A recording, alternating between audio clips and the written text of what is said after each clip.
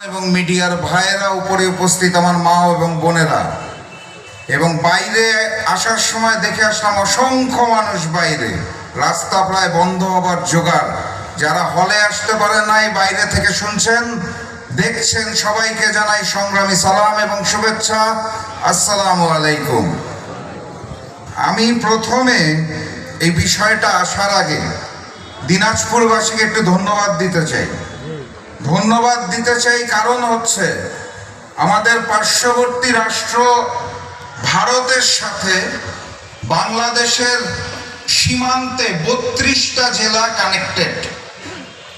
এই জেলাগুলোর মধ্যে দিনাজপুরও পড়ে, এবং আপনারা জানেন দীর্ঘদিন ধরে ওই ভারত থেকে উগ্র হিন্দুত্ববাদী নরেন্দ্র মোদীর সরকার পুশিনের মাধ্যমে ওপাশ থেকে লোক পাঠানোর চেষ্টা করছে।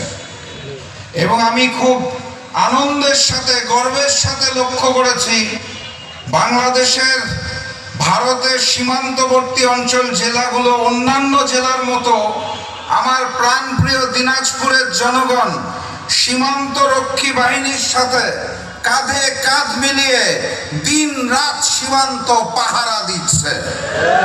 আমি এই কারণে অন্তরের অন্তঃস্থল থেকে আমার দল জাকপার পক্ষ থেকে 11 দলের পক্ষ থেকে দিনাজপুরবাসীকে আন্তরিক মোবারকবাদ এবং ধন্যবাদ জানাই। আপনারা যে দেশপ্রেমের নজির স্থাপন করেছেন, এই কারণে আপনাদেরকে স্যালুট জানাই।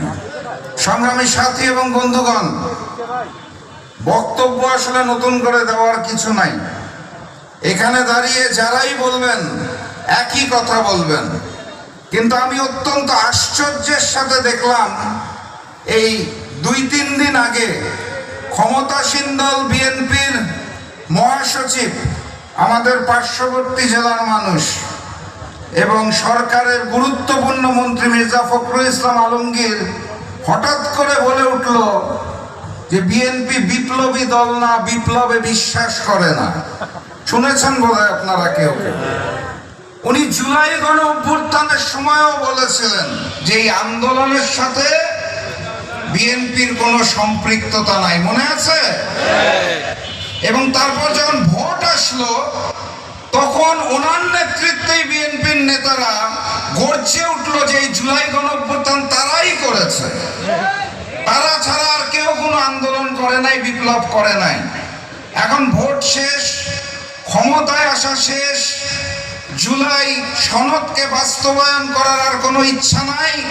এখন উনি বলেন যে বিপ্লবে বিএনপি বিশ্বাস করে না। আমি অত্যন্ত আগ্রহের সাথে অপেক্ষা করছি নভেম্বর মাসের 7 তারিখ বিপ্লব ও সংহতি দিবসে বিএনপির পক্ষ থেকে মির্জা ফখরুল ইসলাম আলমগীর বিপ্লবকে স্বীকার করে ফুল নিয়ে কবর জিয়ারতে যান কিনা শহীদ প্রেসিডেন্ট জিয়াউর রহমানের ওখানে। এটা আমি দেখতে চাই। বাস্তবতা হচ্ছে জুলাই সনদকে বাস্তবায়ন করতে তারা চায় না। জুলাই সনদ বাস্তবায়ন হলে নতুন করে স্বৈরাচার হতে পারবে না।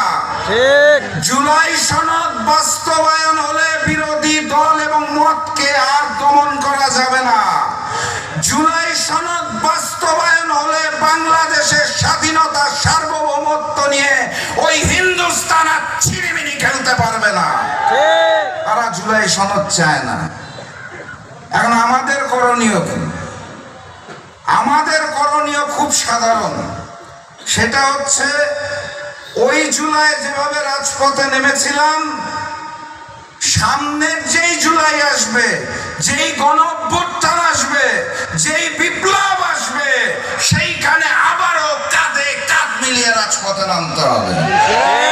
জন্য প্রস্তুত আছেন তো নাকি? আলহামদুলিল্লাহ। যদিও মাননীয় প্রধানমন্ত্রী সম্প্রতি তার শরিক দলের নেতাদেরকে দাওয়াত করেছিলেন, নির্বাচনের আগে উনি বলেছিলেন জাতীয় সরকার করবেন। জনাব তারেক রহমান নির্বাচনে জিতে এসে আর জাতীয় সরকার করেন নাই। শরিকদের এই কারণে মন খারাপ দেখে পোলাও আর মুরগির টুকরা খেতে দাওয়াত দিয়েছিলেন। সেই দাওয়াতের মধ্যে উনি বলেছেন বাংলাদেশ জামাত ইসলামকে উদ্দেশ্য করে গুপ্ত গুপ্ত শব্দ উচ্চারণ করে বলেছেন আন্দোলনের সময় নাকি জামাতকে কোথাও দেখা যায় নাই। আমি আজকের এই দিনাজপুরের সেমিনার থেকে অত্যন্ত বিনয় এবং সম্মানের সাথে মাননীয় প্রধানমন্ত্রী জনাব তারেক রহমানকে বলতে চাই, আন্দোলন লন্ডনে হয় নাই, দেখতে পারেন নাই, শিলংয়ে হয় নাই, এই কারণে আপনি জামাতকে দেখতে পারেন নাই।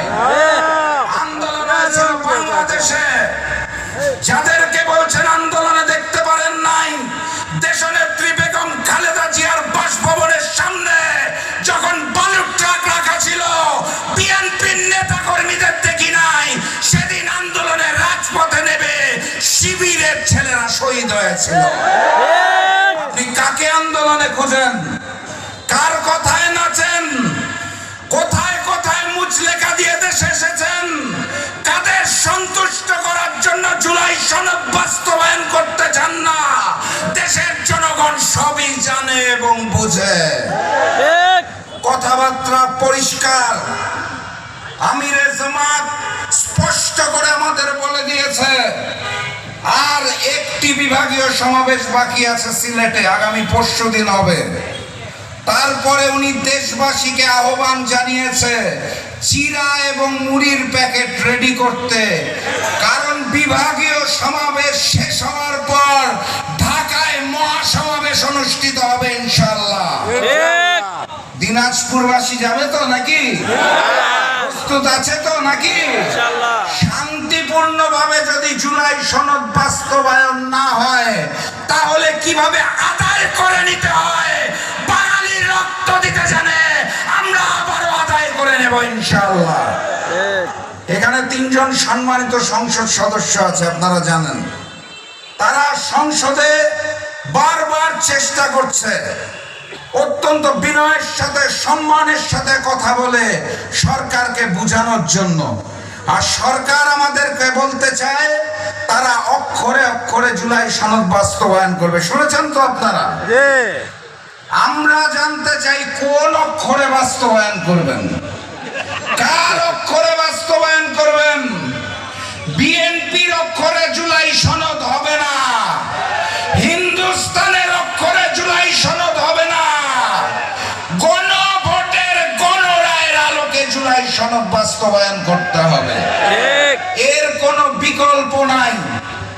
এই কারণে আমি বারবার বলি, 3 জন সংসদ সদস্যকে সামনে রেখেও বলছি, যদি না হয় সংসদে, সমাধান হবে রাজপথে ইনশাআল্লাহ। এবং সেদিন আমরা দেখতে চাই না ওই 77 জন এমপিকে সংসদে। যদি প্রয়োজন পড়ে ইনশাআল্লাহ আমি বিশ্বাস করি আমিরে জামাত ডাক্তার শফিকুর রহমানের নেতৃত্বে আমরা সংসদ এবং রাজপথকে এক কাতারে নিয়ে আসব এবং নতুন গণঅভ্যুত্থানের মাধ্যমে, নতুন বিপ্লবের মাধ্যমে জুলাই সনদ বাস্তবায়ন হবে। একটা ভোট, ম্যানেজ ভোটের মাধ্যমে যারা রাষ্ট্রীয় ক্ষমতায় এসে মনে করছেন নতুন করে ফ্যাসিস্ট শেখ হাসিনার মতো স্বৈরাচার হবেন, তাদেরকে স্পষ্ট ভাষায় জানিয়ে দিতে চাই, 17 বছর ধরে যারা বাংলাদেশের প্রতিটি পথে প্রান্তরে ওই গুন্ডা লীগ আর হেলমেট লীগ দিয়ে আমাদের ঘিরে রেখেছিল, তারাও কিন্তু পালিয়ে নিজ মামু বাড়ি দিল্লিতে চলে গেছে। আপনারা কোথায় যাবেন সেই পথটা তৈরি আছে কিনা আমার সন্দেহ আছে। দিল্লি কিন্তু আপনাদের নিবে না, এখন পরিস্থিতিতে শিলংও আপনাদের নিবে না, লন্ডনও আপনাদের নিবে না। অতএব সময় থাকতে থাকতে অত্যন্ত ভালো একটা বিরোধী দল পেয়েছেন। বিএনপির প্রধানমন্ত্রী সহ সবাইকে অনুরোধ করতে চাই, আল্লাহর ওয়াস্তে শহীদ পরিবারগুলোর দিকে তাকিয়ে, জুলাই যোদ্ধাদের দিকে তাকিয়ে জুলাই সনদকে গণভোটের গণরায়ের আলোকে বাস্তবায়নের ব্যবস্থা করুন।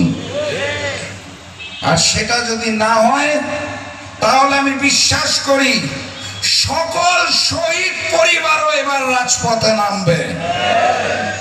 11 দল পিছিয়ে থাকবে না, 11 দলের প্রত্যেকটা কেন্দ্রীয় নেতা আল্লাহর কসম করে বলে যাচ্ছি, প্রথম কাতারে থাকবো জুলাই সনদ বাস্তবায়নের জন্য। প্রয়োজনে এবার আমরা রক্ত দেব, আমিরে জামাতের মতো যুবক হয়ে যাব, কিন্তু জুলাই সনদ বাস্তবায়ন না করে ঘরে ফিরবো না। এটার জন্য কি আপনারা প্রস্তুত আছেন? আমিরে জামাতের ডাকে ঢাকায় আসবেন তো? আন্দোলন সংগ্রাম হবে, নতুন বিপ্লব হবে, আমাদের বিপ্লব অনিবার্য। প্রস্তুত আছেন সবাই? তাহলে আওয়াজ তুলেন, নারায়ে তাকবীর, নারায়ে তাকবীর, নারায়ে তাকবীর। দেখা হবে বিপ্লবে, দেখা হবে বিজয়ে। বিজয়ের পথে যাত্রা শুরু, জীবন অথবা মৃত্যু। আসসালামু আলাইকুম।